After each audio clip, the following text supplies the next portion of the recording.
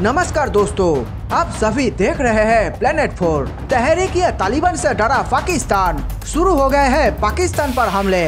जी हाँ दोस्तों, जब अपने घर शीशे के बने हो तो दूसरे के घरों में पत्थर नहीं मारा करते, ये कहावत तो सुना ही होगा, जो अब पाकिस्तान के लिए फिट बैठ रही है। पाकिस्तान चला था अफगानिस्तान को बर्बाद करने, लेकिन उसका बनाया प्लान ही अब इमरान के गले का फंदा बन रहा है। कैसे दिखाएंगे आपको, कैसे पाकिस्तान के प्रधानमंत्री इमरान खान की उल्टी गिनती शुरू होने वाली है। देखिए ये हमारी खास रिपोर्ट। अफगानिस्तान में जो चल रहा है वो अब पाकिस्तान की नींद को उड़ाना शुरू कर दिया है। हर दिन अफगानिस्तान में खूंखार गुट सामने निकल कर आ रहे हैं। ये गुट कब पाकिस्तान पर भी झपट्टा मार दे, ये बात इमरान खान के गले से उतर नहीं रही है। दोस्तों, आपको बता दें कि अफगानिस्तान में दो तालिबान गुट बन गए हैं। एक को जिसने पाकिस्तान ने बनाया था और दूसरे को अमेरिका ने सोवियत संघ के खिलाफ लड़ाई के लिए बनाया था। उसमें एक तालिबान जो सत्ता पर कब्ज हो गया और दूसरा पाकिस्तान पर धमाके करना शुरू कर दिया है। यह कल पहली बार हुआ है जब अफगानिस्तान के क्षेत्र की ओर से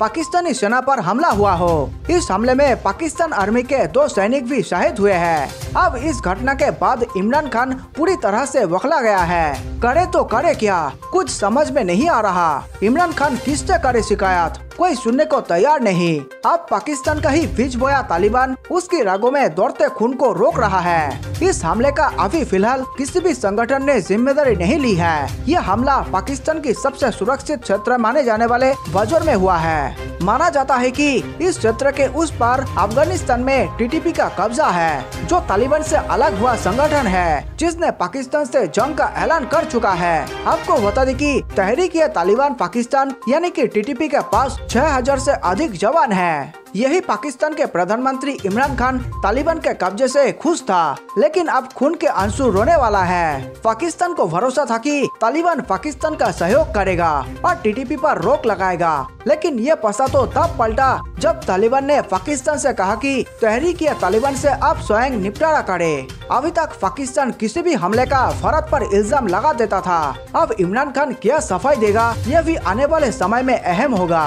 पाकिस्तान के नेताओं ने यहाँ तक कह दिया था कि तालिबान अफगानिस्तान की जमीन का उपयोग पाकिस्तान के लिए नहीं करने देगा। यहीं पर पाकिस्तानी नेता नहीं रुके, वो इतना तक कह दिया कि तालिबान पाकिस्तान से मिलकर कश्मीर को भी भारत से आजाद कराएंगे। पाकिस्तान जो कुछ दिन पहले खुश हो रहा था, अब अपना उदास चेहरा लिए तालिबान के पास सहयोग की भीख मांग रहा है। तालिबान भी क्या करेगा, टीटीपी ने भी तो तालिबान पर एहसान किए हैं। अफगानिस्तान पर कब्जा करने के लिए टीटीपी ने तालिबान की मदद की है। तालिबान प्रमुख हेबतुल्लाह ने भी इसके बदले में सरकार बनने के बाद टीटीपी को ट्रेनिंग कैंप उपलब्ध कराने का वादा किया है। यदि ऐसा होता है तो आने वाले समय में पाकिस्तान की मुश्किलें बढ़ने वाली है। अगर पाकिस्तान पर अटैक होता है तो कौन सहयोग करने आएगा। अफगानिस्तान के लिए तो बहुत से देश सामने आए थे, लेकिन पाकिस्तान अकेला पड़ने वाला है। दोस्तों, अब जरा ध्यान से सुनिएगा। हम बताने जा रहे कि आखिर वो कौन सी वजह है जिसके कारण टीटीपी पाकिस्तान पर हमला करना शुरू कर दिया है।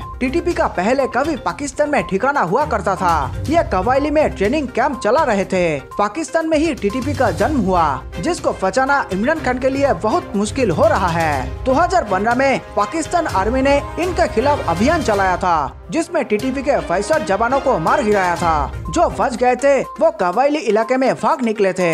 अफगानिस्तान पर तालिबान के कब्जे के बाद टीटीपी एक बार फिर से वापस आ गया है और पाकिस्तान आर्मी से बदला लेना चाहता है। अब इस वक्त पाकिस्तान के प्रधानमंत्री इमरान खान की बत्ती गुल हो गई है। टीटीपी ऐलान कर चुका है कि पाकिस्तान के कबायली इलाकों को आजाद कराकर ही दम लेगा और टीटीपी का मानना है पाकिस्तान में शरिया कानून का पूरी तरह से पालन नहीं होता, जिसके बाद पाकिस्तानी तालिबानी पाकिस्तान में भी लड़कियों को टारगेट करेगा, स्कूलों को उड़ाएगा, सिनेमा पर शिकंजा कसेगा, अपनी बात मनवाने के लिए आत्महत्या हमले भी करेगा।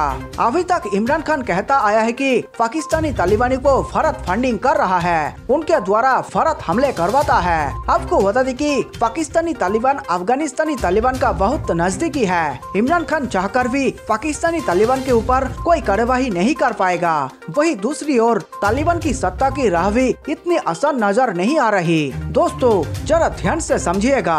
तालिबान जिसका अभी तक काम सिर्फ गोलियां चलाना था, महिलाओं को किडनैप करना था और लूटपाट करना था, उसके नेता कैसे देश के लिए नीतियाँ तय करेंगे। इनका मकसद तो इस्लामिक स्टेट बनाने का था। दोस्तों जरा सोचो, अगर इनको दुनिया के देशों से सरकार का दर्जा मिल जाता है तो क्या ये देश चला पाएंगे? क्या शरिया कानून अफगानिस्तान पर लागू करा पाएंगे? क्योंकि उनके ऊपर भी अंतर्राष्ट्रीय दबाव होगा, महिलाओं पर जुल्म होगा तो मानवाधिकार हनन होगा। इन्हीं सब के कारण अफगानिस्तान में तालिबान की सरकार बनने के बाद भी गृह युद्ध होने का खतरा बना रहेगा।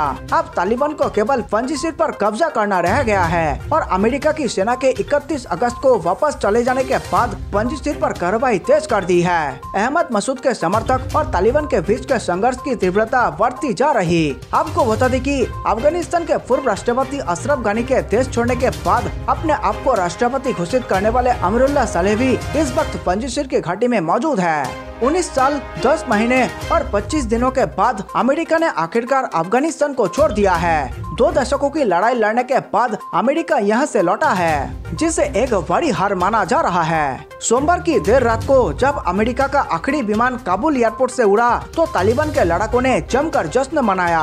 काबुल की सड़कों पर तालिबान द्वारा हवाई फायरिंग की गई। अमेरिका के काबुल छोड़ने के बाद अब काबुल एयरपोर्ट पर तालिबान का कब्जा हो गया है। यानी अगर अब किसी को देश से बाहर जाना है तो तालिबान की इजाजत के बाद ही जाना होगा।